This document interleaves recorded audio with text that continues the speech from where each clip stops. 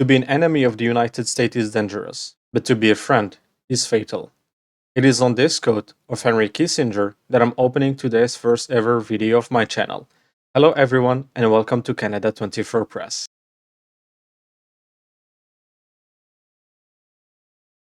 As you know, Canada is set to face its worst economic crisis with what is happening currently with China and USA. It all started when Trump spoke about imposing tariffs on Canadian goods, something he has been postponing but is set to start in April. Now the latest blow comes from China. They announced retaliatory tariffs on Canadian goods, following Justin Trudeau's decision in late October 2024 to impose a 100% surtax on all Chinese-made electric vehicles and a 25% tariffs on steel and aluminum imports. Similar moves also made by USA and Europe. This isn't just about tariffs, it's also about Canada's entire economic and political standing in the world. Compared to what Trudeau used to say, we are not that much performing among the G7 nations. For example, when he spoke about the GDP, he didn't take into consideration growth per person. And when you look at the real data, which is a GDP per person, Canada holds only the sixth position among the G7 nations, with a GDP of only 0.7%. Now let's look at what the Fraser Institute said in late October 2024. So as you can see here, just from the title, it says everything. So Finance Minister misleading Canadians about economic growth. So let's go and let's jump immediately to the most important part, which is this one. So in this measure, which is the GDP per person, Canada's average annual growth rate in GDP per person, inflation adjusted, from 2000 to 2023 was only about 0.7%, tied for second last in the GDP actually, above only Italy, which was 0.1%. Now we find ourselves fighting on two fronts, against USA and China. But what's more even concerning is that our leaders are already struggling to handle Trump's economic policies. So how do they expect to manage a crisis with China on top of that? And speaking of our so-called leaders, what are they actually doing? Whether Poilievre, Jagmeet Singh, or even Mark Carney, all of them are repeating the same empty rhetoric. They keep talking every time about USA's tariffs and that we will never be the 51st state. But what are the concrete solutions? And what is the long-term strategy?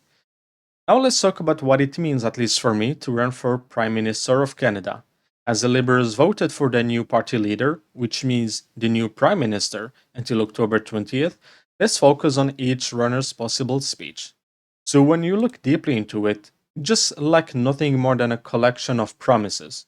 True, Poilievre and even Mark Carney both said that they're gonna remove construction taxes.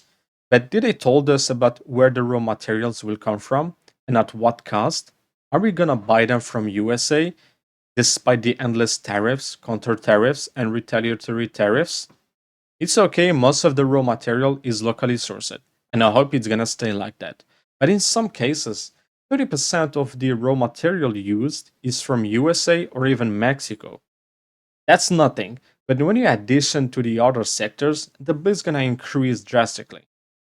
Then, of course, we have Mark Carney, current Prime Minister, the man some expect to lead Canada in the economic battle against USA. But let's not forget that this is the Mark Carney who apparently lied about his role in the move of Brookfield Asset Management's headquarters to USA. And as you can see here in the article made by the CBC, conservatives say that Mark Carney is lying about his role moving investment firm's office to USA. Let's jump right into the most important part, is this one. So while Mark Carney was chair of this company, the board unanimously agreed last year to move the company's head office from Toronto to New York City. In my opinion, every company dreams of moving its office to the current biggest market. But in this case, when we're talking about the former governor of the Bank of Canada, the current Liberal leader, and the current Prime Minister, to lie about something like that is really a big red flag for me. And if you think that he's ready to take on Trump, just watch this small interview made a month ago. How will you handle it psychologically, politically, diplomatically when he starts calling you the 51st governor? Uh, well, he shouldn't. But he will. We'll see. Because? You know, change creates opportunity, and As you have seen, it was a simple question about a situation we know is gonna happen to him, yet he was speechless. So unless he surround himself with really inexperienced staff and get himself properly ready, I don't quite imagine him sitting with Trump on a tough negotiation. That's why I say that Canada is more vulnerable right now.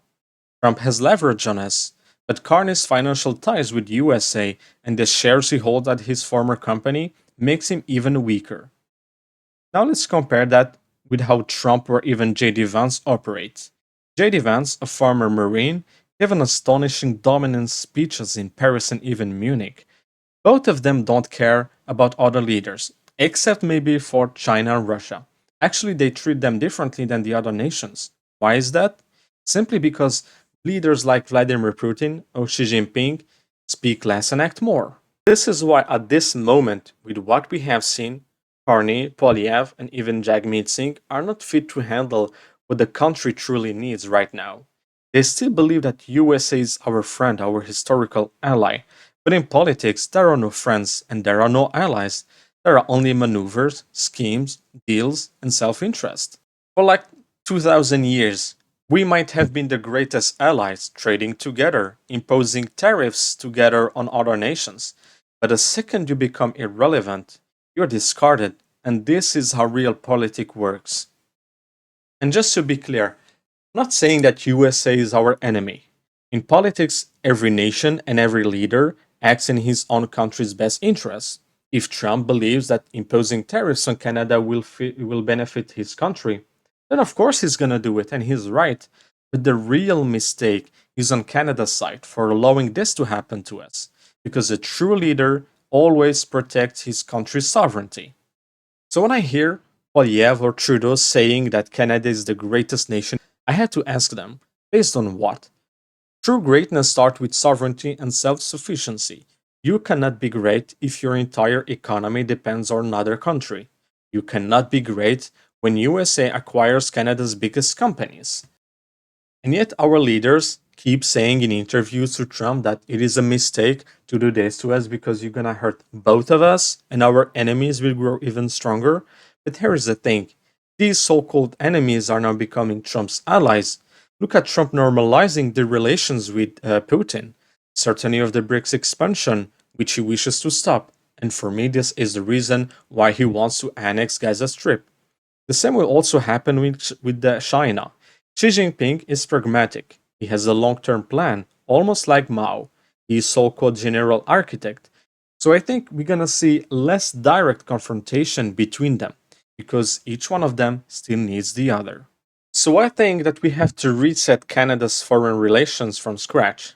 Canadian politicians should focus on Canada and Canada only instead of reacting to Trump's shifting policies every 2 weeks. We need a long term agenda, strong trade agreement with other nations, and a strategy to replace US imports. We already missed the AI wave. Let's not also miss the quantum wave. We have the universities and the companies for that. Look at countries like South Korea.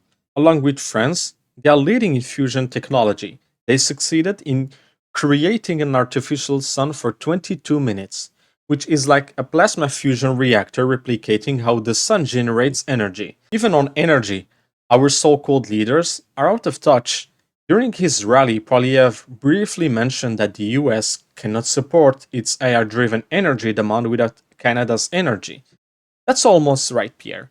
But did you forget about these small modular reactors? It's like a small and advanced nuclear reactor built in a modular fashion to support clean energy demand. They can be used for AI powered data centers or mining even Bitcoin, which requires high energy capacity. Canada is one of the leaders in this sector, but still we are outperformed by USA. And this brings us back to leadership and strategy. When Canada imposed tariffs against China, Did Xi Jinping reacted immediately and irrationally like Trudeau? No. China took 5 months to plan a response that would hit Canada even harder. While Trudeau maybe thought he had the upper hand, China was already 5 steps ahead. And here is the final proof of how much smarter China plays the game. They did not impose tariffs on Canadian canola, top one Canadian export to China. That is an open door for the next prime minister to fix the political tension. Even Donald Trump was waiting for the new Canadian leader when he can actually seriously trust. So, my final message is this: Canada needs a leader who serves Canada first. No more blindly following USA into their political actions, and no more tariffs because Washington demands them. We have to diversify our relations, expand also ties with Asia, Europe, and Africa, and also strengthen our relations with Commonwealth nations. Anyway, I'm done with this video. I hope you enjoyed watching. Subscribe to the channel, like the video, and leave a comment for more improvement.